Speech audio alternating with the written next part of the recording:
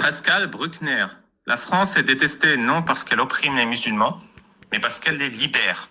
Et ça, c'est ultra pertinent. Je suis un peu jaloux de ne pas avoir eu cette réflexion moi-même. Le philosophe, romancier et essayiste français se voit remettre ce mardi son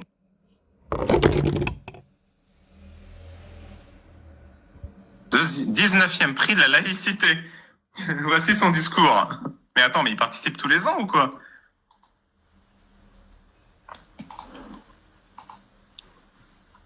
Je voudrais ici inverser l'ordre des discours. Non pas m'alarmer des atteintes à la laïcité, mais me demander pourquoi la France fait l'objet d'une telle hostilité de la part des fondamentalistes et des bigots de tous les pays. Je me demande pourquoi la France fait l'objet d'une telle hostilité de la part des fondamentalistes et des bigots de tous les pays, y compris du nôtre. C'est vrai que ceux qui se battent contre la France, ce sont ceux qui sont fondamentalistes et bigots. Je ne sais pas s'il faut être fier que ce soit tes alliés quand c'est tes alliés.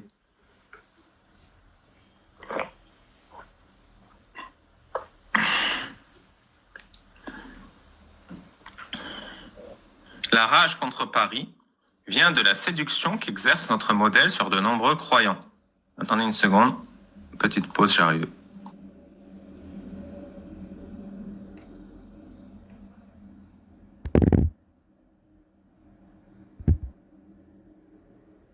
Je suis de retour.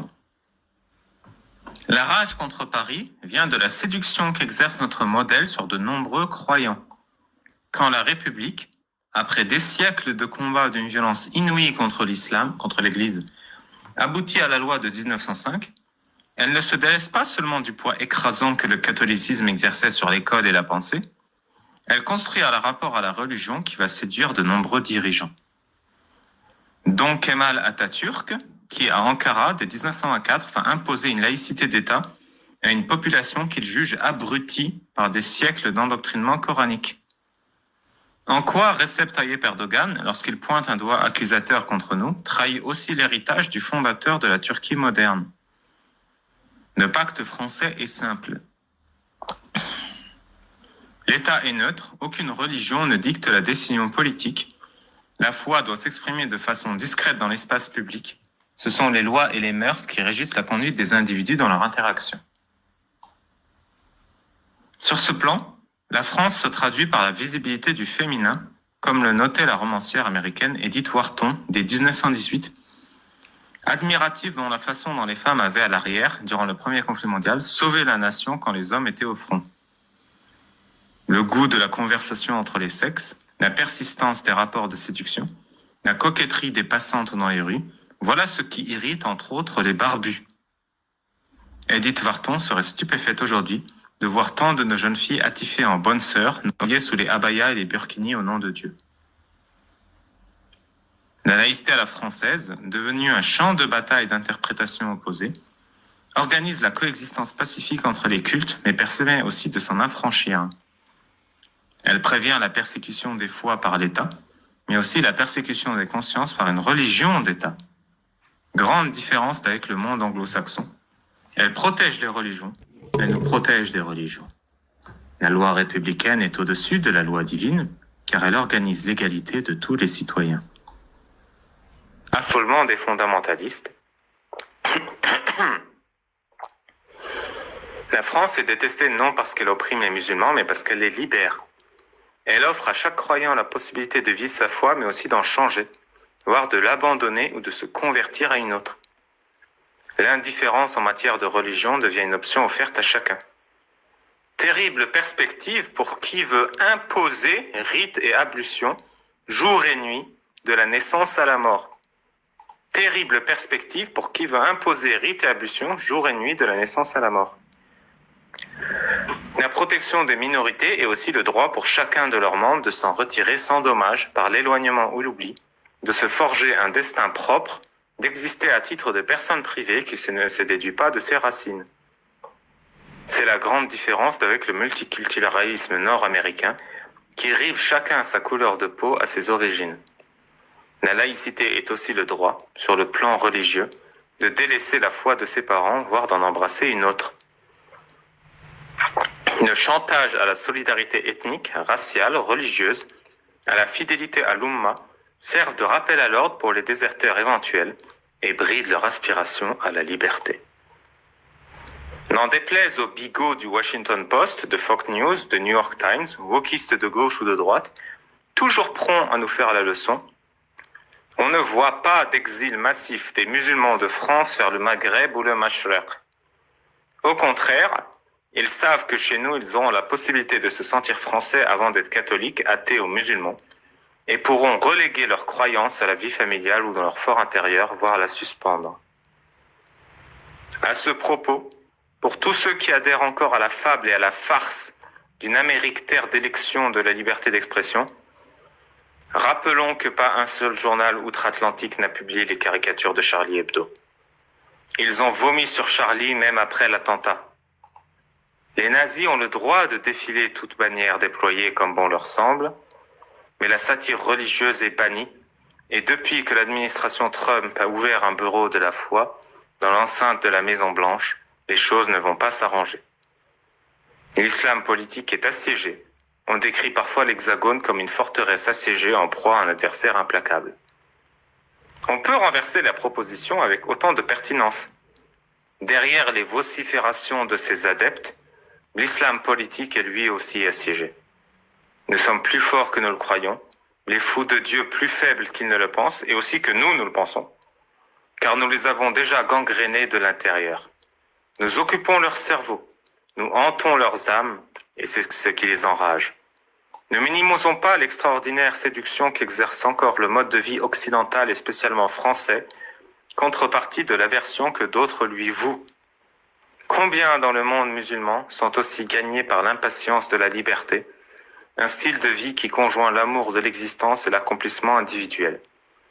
Ce dont ils veulent être libérés, ce n'est pas tant de la foi que du cléricalisme, de la superstition, de la bêtise. Religion et spiritualité sont loin d'être synonymes. On peut être un fidèle mécanique qui répète les mêmes incantations sans les comprendre et suit les observances de ses ancêtres. C'est pourquoi ils mettent toujours un point d'honneur à rappeler que la spiritualité c'est important, ces intellectuels par contre. C'est pourquoi nous ne pouvons pas reculer sur nos principes, prôner comme beaucoup le recommandent, surtout à gauche, un apaisement qui serait l'autre nom du renoncement. La laïcité ne fonctionne que si toutes les parties en présence jouent le jeu. Qu'une seule confession se cabre et se dise persécutée, et toute la mécanique s'enraye et dégénère en débat byzantin.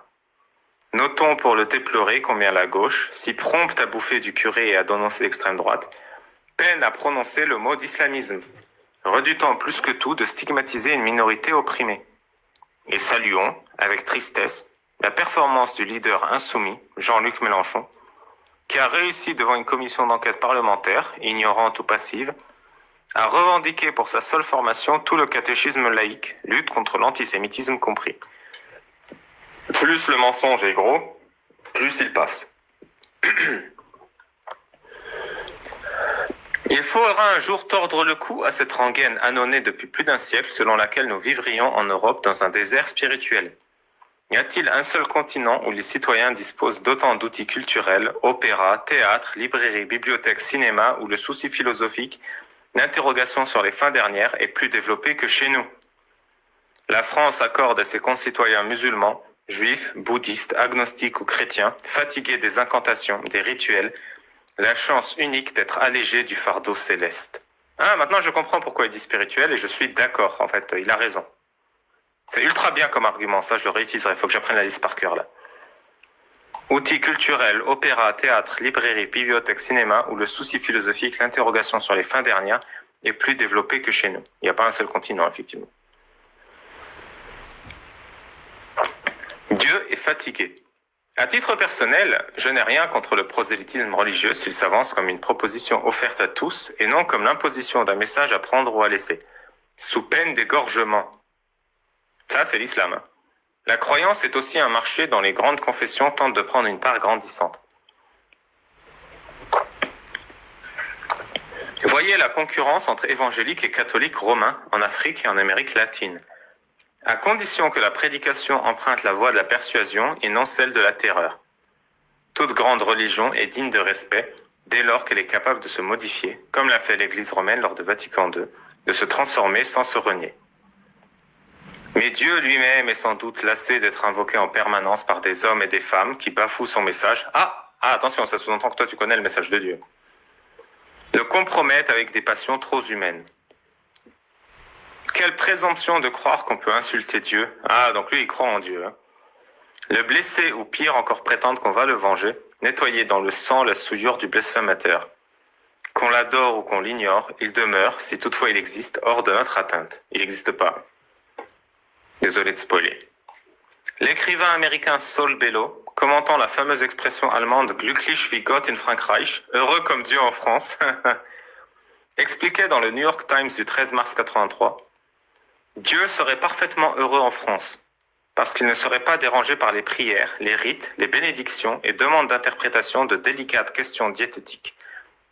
Environné d'incroyants, lui aussi pourrait se détendre le soir venu, comme des milliers de Parisiens dans leur café préféré. Peu de choses sont plus agréables et plus civilisées qu'une terrasse tranquille au crépuscule. Ce que Paris et plus généralement la France offrent aux étrangers, c'est la possibilité de bien vivre dans le silence ou la discrétion du divin. Je ne sais pas si Dieu est grand, je pense surtout qu'il est fatigué. En vrai, je mets 19 sur 20 à ce monsieur. Bravo, monsieur Bruckner.